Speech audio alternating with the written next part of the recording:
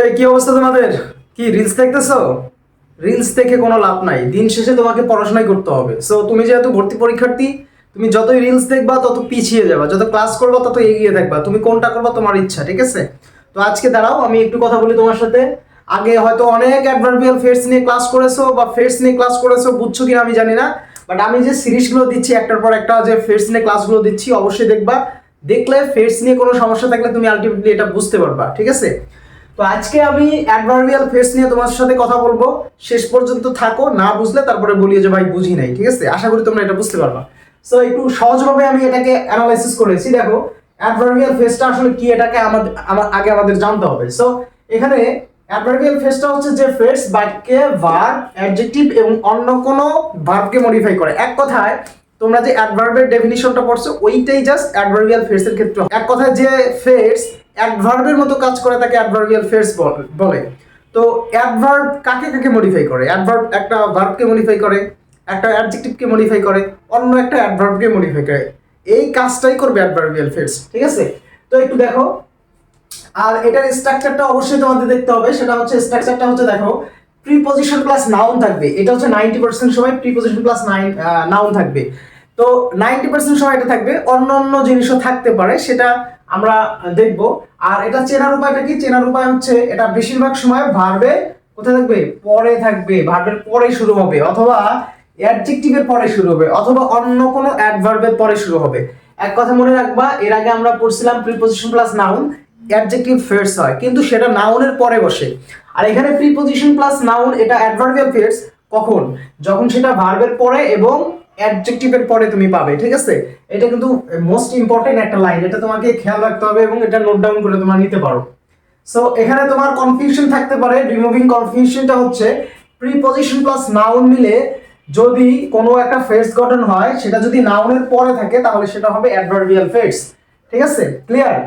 আর preposition plus noun যুক্ত হয়ে কোনো একটা ফ্রেজ গঠন করছে, সেটা যদি ভার্বের অথবা অ্যাডজেক্টিভের পরে থাকে তখন সেটা হবে অ্যাডভার্বিয়াল ফ্রেজ।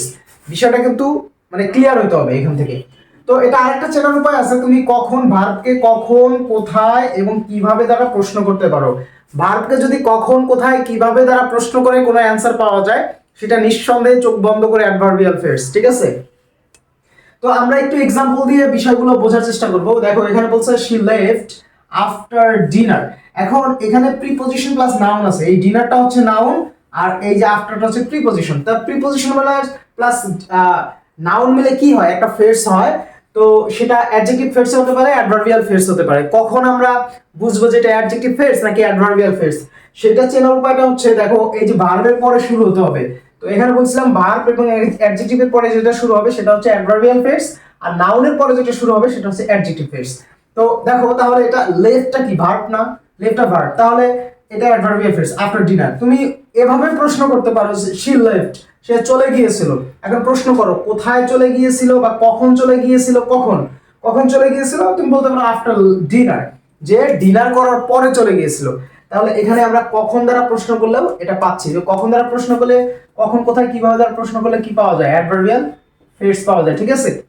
তারপরে দেখো, she spoke in a polite manner. In a polite ম্যানারটাকে আন্ডারলাইন করে দিল, দিয়ে বললো এটা কি অ্যাডজেক্টিভ ফ্রেজ নাকি অ্যাডভার্বিয়াল ফ্রেজ? তুমি কি বলবা? এই যে দেখো, এখানে কি আছে? ভার্ব আছে। ভার্বের পরে যে ফ্রেজ শুরু হয়, আমি সেটা বলছিলাম কি, ভার্বের পরে যে ফ্রেজটা শুরু হবে সেটা হচ্ছে অ্যাডভার্বিয়াল ফ্রেজ, রাইট? এখন এটা দেখো, প্রিপজিশন আছে প্লাস এই যে নাউন আছে, রাইট? প্রিপজিশন প্লাস নাউন মিলে একটা ফ্রেজ গঠন হয়েছে। এখন সেটা আবার ভার্বের পরে শুরু হয়েছে, তাহলে এটা কোন ফ্রেজ? নিঃসন্দেহে অ্যাডভার্বিয়াল ফ্রেজ। এখন আরেকটা ওয়ে আছে যে হি স্পোক, সে কথা বলতো। এখন কিভাবে কথা বলতো? আমি বলছিলাম কখন, কোথায়, কিভাবে তার প্রশ্ন করবা। কিভাবে কথা বলতো? In a polite manner. তাহলে এই যে ইন এ পোলাইট ম্যানার, এভাবে কথা বলতো, তাহলে এইটা হচ্ছে অ্যাডভার্বিয়াল ফ্রেজ। এভাবে আমরা পাচ্ছি। আর একটা দেখো, 3 নম্বরে বলছে the man sat on the chair. তাহলে এখানে the man sat on the chair, এই অন দ্য চেয়ার পর্যন্ত আন্ডারলাইন করে দিল, দিয়ে বললো এটা কোন ফ্রেজ? তাহলে তুমি কি বলবা? প্রিপজিশন আছে ওয়ান এবং চেয়ার আছে নাউন, প্রিপজিশন প্লাস নাউন আছে। এটা একটা ওয়ে চেনার উপায়। আর একটা উপায় হচ্ছে, এই যে স্যাটটা হচ্ছে ভার্ব, ভার্বের পরে যে ফ্রেজটা শুরু হয় সেটা নিঃসন্দেহে কোন ফ্রেজ? Right, adverbial phrase. তারপরে দেখো, 4 নাম্বারটা একটু খেয়াল করবা, most important. This is the tiger of Bangladesh. আচ্ছা, of preposition plus noun, preposition plus noun আছে, আমরা দেখছিলাম প্রিপজিশন প্লাস নাউন মিলে অ্যাডভার্বিয়াল ফেস 90% সময়। এখন এটা আবার টাইগার আছে, টাইগারের পরে শুরু হয়েছে, টাইগারটা কি ভাইয়া? টাইগারটা কি কোনো ভার, অ্যাডজেক্টিভ? না, টাইগারটা একটা নাউন। কি? একটা টাইগার। তো নাউনের পরে যে ফেসটা শুরু হয় সেটা কি? নাউনের পরে যেটা শুরু হয় সেটা কি?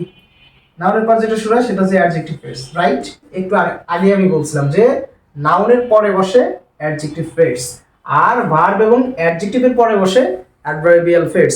আশা করি আজকের বিষয়টা একদমই পানির মতো ক্লিয়ার। তাও যদি বুঝতে না পারো কমেন্ট করে জানাও, আমি আরো দেখি কিভাবে বোঝানো যায়। আর এখানে একটু সামারাইজ করে দেই, সেটা হচ্ছে প্রিপজিশন প্লাস নাউন মিলে অ্যাডভার্বিয়াল ফ্রেজ 90% সময়, এবং সেটা চেনার উপায় কি? সেটা চেনার উপায় হচ্ছে এটা ভার্ব এবং অ্যাডজেক্টিভের পরে বসবে, এবং এটাকে অথবা তুমি ভার্বকে কখন কোথায় কিভাবে দ্বারা প্রশ্ন করলাম অ্যাডভার্বিয়াল ফ্রেজ পেয়ে যাবে। তো ধন্যবাদ, আজকে এ পর্যন্ত। নেক্সটে অন্য কোনো ফ্রেজ নিয়ে বা অন্য কোনো টপিক নিয়ে তোমাদের সাথে কথা বলবো। আল্লাহ হাফেজ।